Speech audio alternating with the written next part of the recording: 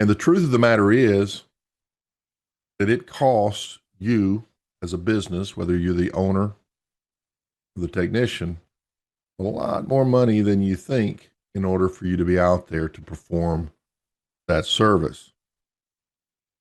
Not because, not for any negative reason, it's just because when you're building a business and you have a full time service where you can respond and repair when people need you, in other words, to be there when they need you, it requires this type of structure.